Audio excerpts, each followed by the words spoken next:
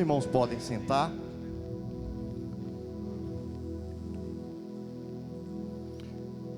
Irmãos, iremos meditar hoje na palavra de Deus, no livro de Romanos. O pastor leu aí no início Romanos capítulo 8, mas iremos ler sobre Romanos capítulo 11, a partir do verso de número 33. São palavras do apóstolo Paulo, homem cheio do Espírito Santo de Deus, usado por Deus, escrevendo a carta aos romanos, a igreja que se reunia em Roma.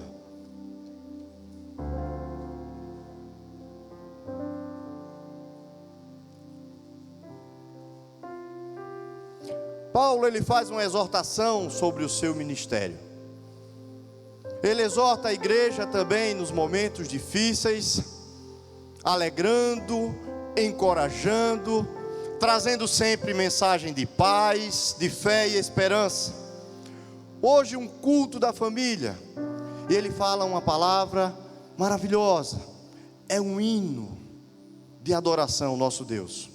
A partir do verso 33, ele escreve um hino inspirado pelo Espírito Santo de Deus. Depois de ele defender o seu apostolado e o seu trabalho, ele louva ao Senhor, ele adora o Senhor. Então, a partir do verso 33 está escrito: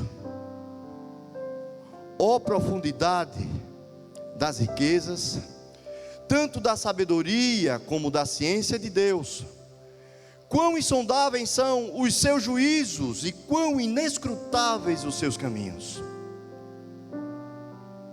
Porque quem compreendeu a mente do Senhor?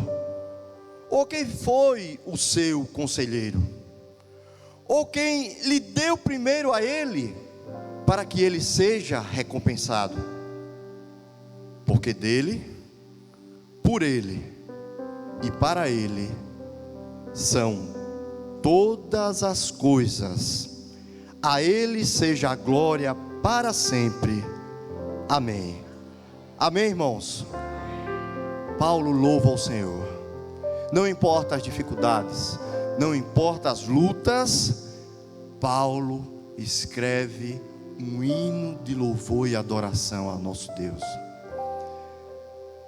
Em meio a tantas as lutas e dificuldades, Paulo, ele lembra da igreja de Romanos, um grupo de crentes que já existiam naquele lugar, e as cartas tinham o objetivo de enriquecer o coração dos crentes, fazer com que eles crescessem, permanecessem firmes na palavra de Deus.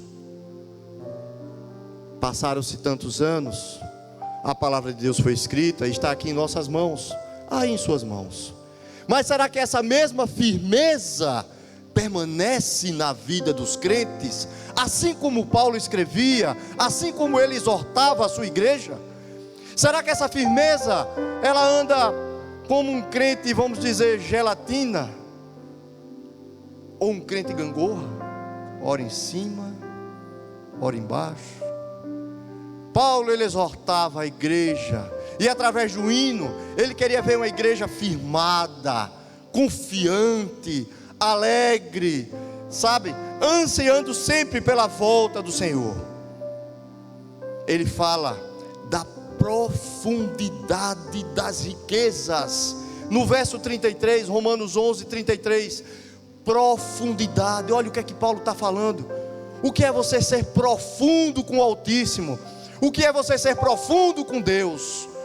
O que é você estar buscando? Olha, se você for olhar no dicionário, o sentido figurado, ele está dizendo que profundidade é algo complexo, difícil de entender. Mas Paulo, no sentido espiritual, ele está dizendo que, crente, tu tem intimidade com Deus, tu se relaciona com o Senhor.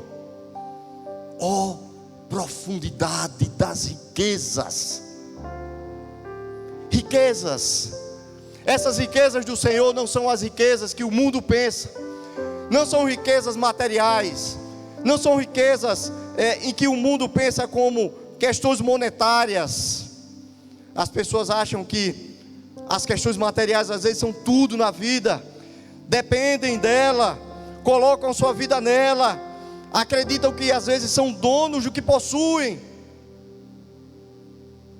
Pastor Murilo, no último domingo, tanto pela manhã como nos cultos das 18h30, ele falou sobre dízimos e ofertas com propriedade, porque ele ensinava aquilo que está na palavra de Deus. Não somos donos de nada nesse mundo, nem da nossa própria vida. Oh, profundidade das riquezas de Deus! É tão conhecido na palavra de Deus que tudo pertence ao Senhor. Ele mesmo declara que as questões materiais que o povo acha que essas riquezas que são de Deus são as mesmas riquezas que o mundo segue, não são as mesmas riquezas. Em Ageu 2:8, ele declara que meu é a prata, meu é o ouro, diz o Senhor dos Exércitos. Não temos nada, irmãos. Em Levítico 25:23, ele fala algo fantástico, que ele diz: venderá a terra em perpetuidade, porque a terra é minha. Pois vós estáis comigo como estrangeiros e peregrinos nessa terra. Estamos de passagem. A profundidade das riquezas de Paulo. Em Timóteo, Paulo fala de uma forma muito categórica. Aquele jovem pastor diz assim: Timóteo, ensina para aqueles que querem ser ricos e depender sua vida no dinheiro, nas riquezas. E ele ensina em Timóteo 6:9: mas os que querem ser ricos caem em tentação, em laço e em muitas concupiscências loucas e nocivas, que submergem os homens na perdição e ruína. Porque o amor ao dinheiro é a raiz de todas as espécies de males, e nessa cobiça alguns se desviam da fé e se transpassam a si mesmo com muitas dores. Mas tu, ó homem de Deus, foge dessas coisas e segue a justiça, a piedade, a fé, o amor, a paciência e a mansidão. Tudo que temos vem das mãos do Senhor. Davi era considerado um homem muito poderoso, rei, eloquente, profeta. E ele ia construir o templo, mas o Senhor não permitiu, deixando para que seu filho Salomão construísse. Mas diante dos preparativos para a construção do templo, ele faz uma declaração em 1 Crônicas 29:14b, que ele diz: Senhor, tudo vem de ti, e em nós apenas te damos o que vem das tuas mãos. Como é bom reconhecer a Deus. As riquezas que Paulo ensinava não são as riquezas que observamos lá fora. Coisa simples. Você às vezes vai no consultório médico, enquanto você está aguardando ser atendido, tem aquelas revistas, geralmente caras, dentre outras, em que você só vê gente bonita,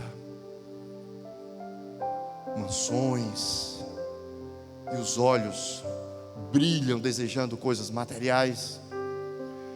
Programas de TV, novelas, só focam poder, riqueza, dinheiro. E eles ultrapassam, se transpassam, que nem está aqui escrito em 1 Timóteo capítulo 6:9. Passa por cima de qualquer um para manter o poder e a riqueza. A riqueza que Paulo ensina, a profundidade dessas riquezas, que são verdadeiras, que estão em Cristo Jesus, são totalmente diferentes, opostas a isso. O próprio apóstolo Paulo, cheio do Espírito Santo, explica na carta aos Efésios essas profundidades. No verso 3, de 14 aqui a 18, ele diz: por esta causa me ponho de joelho diante do Pai, de quem toma o nome toda a família, tanto no céu como na terra, para que segundo as riquezas da sua glória, vos conceda que sejais fortalecidos, olha as riquezas de Deus, com poder, mediante o seu Espírito no homem interior, o Espírito Santo de Deus que opera no homem interior, e assim habite Cristo no vosso coração, pela fé, estando vós arraigados, firmados, alicerçados em amor, a fim de poderes compreender com todos os santos qual é a largura, o comprimento, a altura, a profundidade, e conhecer o amor de Cristo, que excede todo o entendimento, para que sejais tomados de toda a plenitude de Deus. Essas são as riquezas. Ele falou, a glória de Deus. A glória de Deus, quando enxergamos, é a minha, a sua, a nossa salvação. Profundidade da riqueza de Deus é ver um crente salvo em Cristo Jesus. É você se encontrar com a certeza da salvação em seu coração. Ele fala, ser fortalecidos com poder. Riqueza é ver o crente fortalecido no poder do Senhor. Força, poder,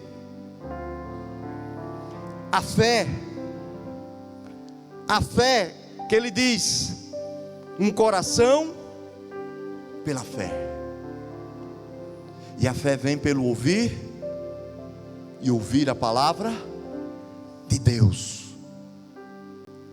Estamos ficando ricos nessa noite, irmãos, ricos da glória de Deus, ricos da palavra de Deus, cheios do Espírito Santo de Deus, avivando aos corações, reconhecendo as riquezas, as profundidades das riquezas do Senhor Jesus. E ele completa, a mim, o menor de todos os santos, me foi dada esta graça de pregar aos gentios o evangelho das insondáveis riquezas de Cristo. Eu sou um homem rico pela oportunidade de estar pregando, ministrando a palavra de Deus, a profundidade da riqueza do Senhor. Como Paulo mesmo fala no Romanos 11:35, e quem lhe deu primeiro a Ele, para que possamos recompensar a Deus. Queremos resultados rápidos de Deus, mas será que percebemos as riquezas de Deus que acabei de falar? Será que ouvimos e confiamos verdadeiramente nessa palavra?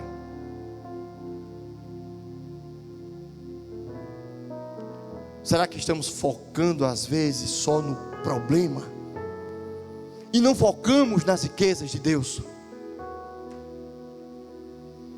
Muitas das pessoas na igreja passam por lutas, dificuldades, não diferente de muitos crentes na Bíblia Sagrada.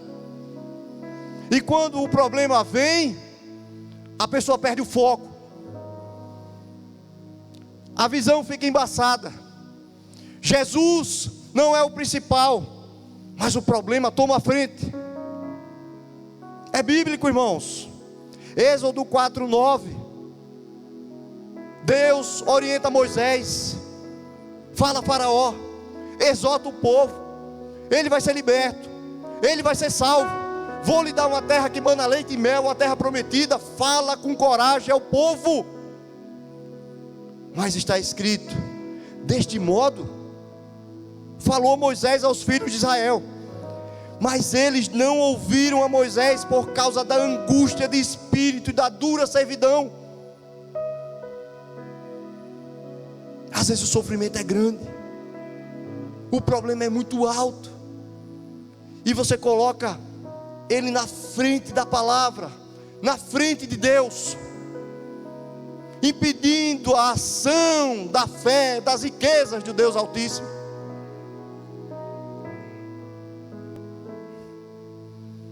O Senhor Jesus, e em Isaías 43:8 eles falam a mesma coisa. Em Isaías 43:8 ele fala: tragam o meu povo para ser julgado. Eles têm olhos, mas não veem, têm ouvidos, mas não ouvem. Jesus explicou também aos seus discípulos sobre a parábola. Em Mateus 13:13 ele diz: por isso lhes falo por meio de parábolas, porque vendo não enxergam, e escutando não ouvem, muito menos compreendem. Mas a palavra de Deus é clara, ela é direta, ela enriquece, ela não traz dores.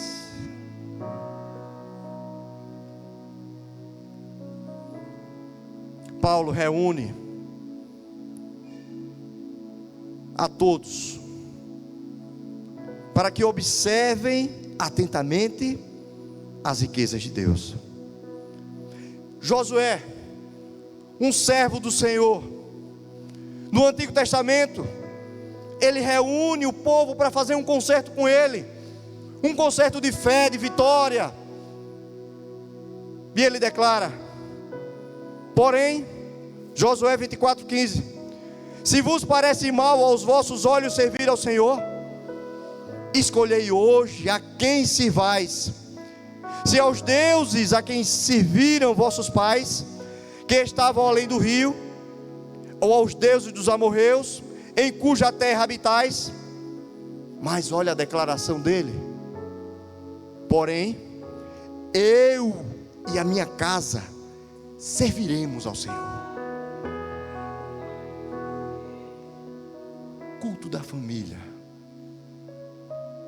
Estamos falando das profundidades das riquezas de Deus. A quem você e a sua família estão servindo? O povo ainda responde a Josué. Disse: nunca que nos aconteça de deixarmos ao Senhor para servirmos outros deuses. Será que foi assim? Será que o povo permaneceu firme com Josué? Ou um pouco depois se desviaram dos seus caminhos? Crentes gangorras, ora em cima, ora embaixo.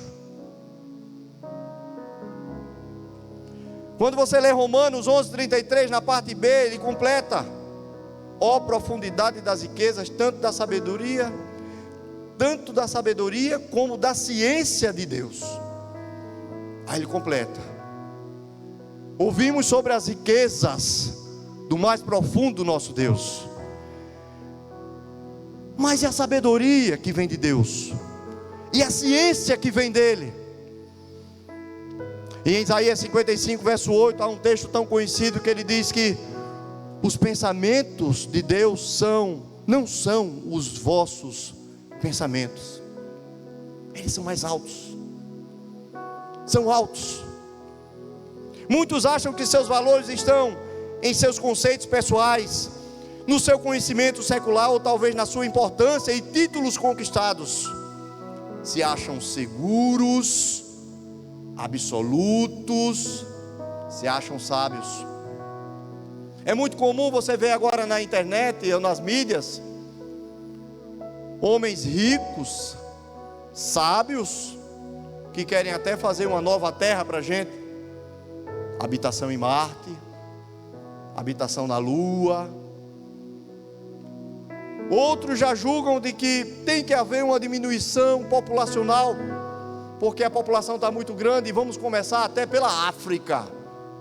Esses são os homens mais ricos do mundo que eu estou falando para você. São declarações dele. Ora, por que eu teria que morar em Marte ou na Lua, Se Jesus prometeu para mim mansões celestiais, é a nova Jerusalém celestial. Será que Jesus estava mentindo para a igreja? Será que Jesus não sabe o que está passando na terra? Ele não é consciente das lutas que a sua igreja está passando? Eu não sei vocês, igreja, mas eu vou morar na nova Jerusalém celestial. Oh, aleluia! Porque o Senhor prometeu que iria fazer uma morada para a gente. E onde Ele estivesse, o povo de Deus estaria com Ele também. Oh, glória, eu creio nessas palavras. Como é profundo e maravilhoso são as riquezas, a sabedoria e a ciência de Deus. Jó 28, ele fala algo muito bom, muito importante. Ele pergunta: quer ser sábio? Tema o Senhor com todo o seu coração. Quer ser inteligente? Aparte-se do pecado. Então Jó lhe dá uma declaração maravilhosa do que é você ser sábio e você ser inteligente diante de Deus. Não segundo os conceitos humanos, não segundo os títulos e posições que você ou eu possamos alcançar lá fora. Não. A sabedoria deste mundo é loucura diante de Deus, porquanto está escrito que Ele apanha os sábios na sua própria astúcia. 1 Coríntios 3,19. Em 2 Crônicas, quando você lê a história de Salomão, do 7 a 12, Deus perguntou a Salomão o que é que ele queria. Ele estava recebendo um reino inteiro em suas mãos, e para ele reinar aquele povo, o que ele pedia? Pede, Salomão, que eu te dou. O que foi que Salomão pediu, irmãos? O que, irmãos? Sabedoria. Que possamos ser pessoas sábias diante de Deus. Que possamos ser pessoas inteligentes, fugindo do pecado e da tentação diante do nosso Deus. E você continua no texto de Romanos 11:33, ele diz agora: quão insondáveis são os seus juízos. Insondáveis. Ele está falando aqui, irmãos, de que o julgamento de Deus não é o julgamento do homem.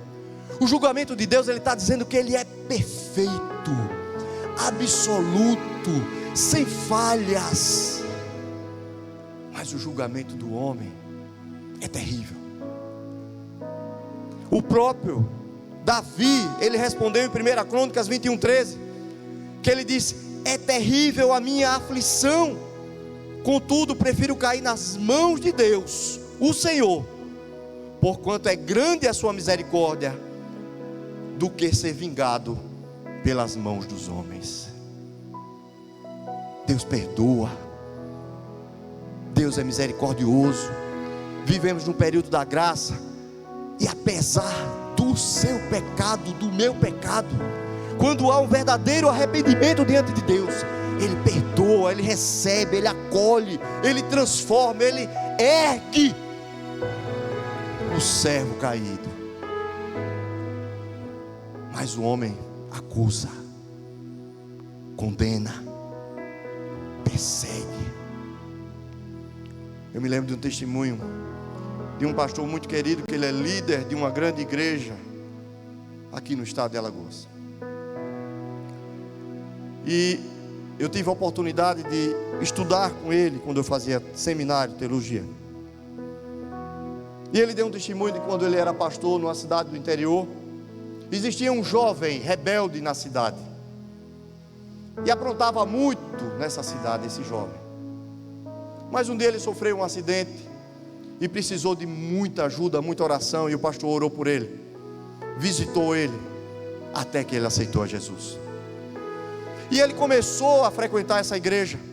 Ele veio à igreja, essa igreja não, a igreja do pastor. E ele começou a frequentar a igreja.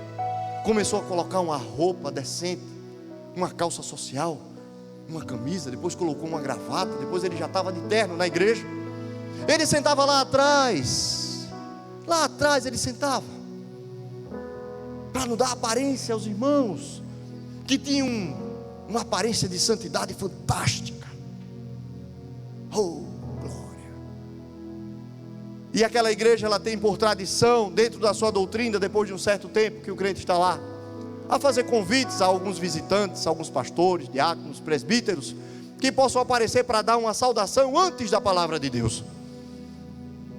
Nesse dia, aquele irmão que já estava há alguns anos, ele convidou para vir ao púlpito dar uma saudação.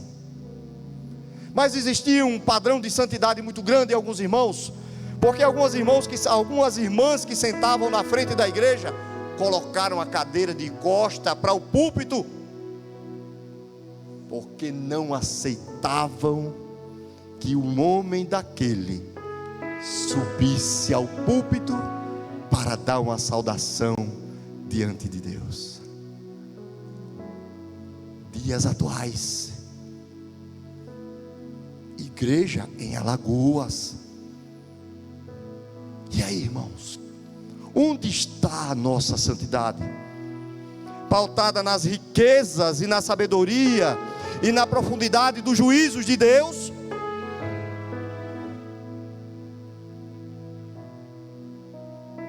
Quão insondáveis são os seus juízos. Em Provérbios 21:3, Salomão escreve de uma forma fantástica, maravilhosa, cheio do Espírito Santo. Ele diz: fazer justiça e juízo é mais aceitável ao Senhor do que sacrifício. Eu trabalho muito na igreja, eu faço muito. Eu vou para lá, vou para cá, eu sou o primeiro a entrar na igreja, sou o último a sair, a fechar a porta, sabe? Mas conforme a palavra de Deus,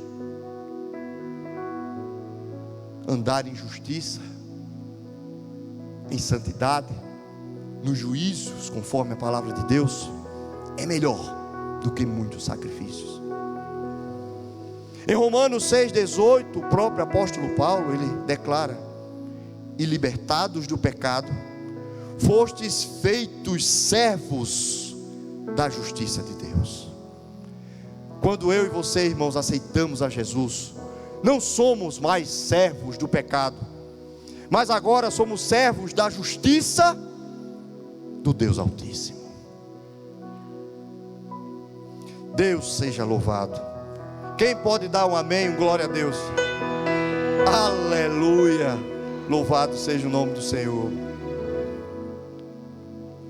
Lá em Romanos, finalizando, irmãos, é uma breve meditação. Em Romanos 11:33, ele completa dizendo: e quão inescrutáveis são os seus caminhos. Como é bom estar no caminho com o Senhor Jesus. Como é bom você andar em sabedoria, de forma inteligente, rico e na presença de Deus. Como é bom você ter o conhecimento de que Jesus, quando você aceita Jesus, você tem o Espírito Santo habitando em você todos os dias da sua vida, de que Ele jamais vai se apartar da sua vida, nunca vai te deixar, jamais te abandonará, nunca. Como é bom andar com Jesus, estar com Ele em todos os seus caminhos.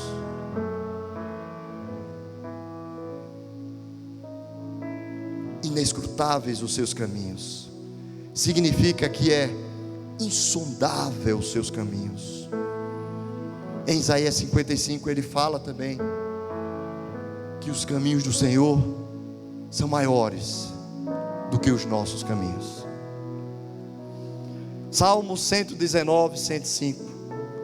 Lâmpada para os meus pés é a tua palavra, e luz para o meu caminho. Quem tem a oportunidade de estar com a Bíblia em sua mão agora, levante ela. Quem fazia isso sempre era o pastor Brito. Não pegue carona na Bíblia do seu irmão, saudoso, maravilhoso pastor Brito. Riquezas de Deus na sua mão.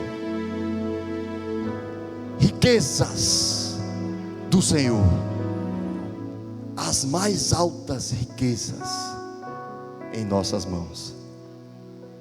Respondeu Jesus: eu sou o caminho, a verdade e a vida. Ninguém vem ao Pai a não ser por mim. O nosso Deus maravilhoso, o nosso Jesus maravilhoso, o Espírito Santo de Deus está aqui nessa noite. E Ele tem falado profundamente ao meu coração e ao seu coração nessa breve meditação. Porque Paulo encerra o verso 11:36 dizendo: porque dele, e por ele, e para ele, são todas as coisas. Glória, pois, a ele eternamente. Amém. Pai, somos gratos por essa breve meditação. Sou grato, Senhor, por essa palavra, porque ela tem verdadeiramente falado ao meu coração e ao coração do teu povo. Reconhecemos, Senhor, a verdadeira riqueza. Reconhecemos a tua glória. Reconhecemos o teu poder, a majestade que vem do teu trono de graça. Oh, Espírito Santo de Deus, que vem falando conosco, que tem nos guardado, que tem nos protegido, que nos trouxe aqui nessa noite para ouvir a tua palavra. Nos abençoa, Pai. Nos guarda, nos protege, nos enche com teu Santo Espírito, Pai. Faz transbordar, Pai, esse cálice.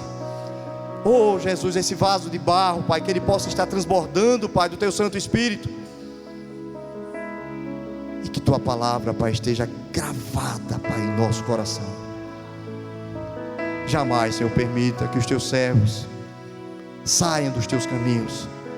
Que possamos estar, Pai, sempre firmados em rocha eterna. Oh, em nome de Jesus, Pai.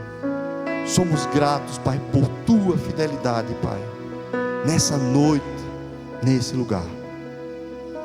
Muito obrigado, Senhor amado. Em nome de Jesus, a igreja diz...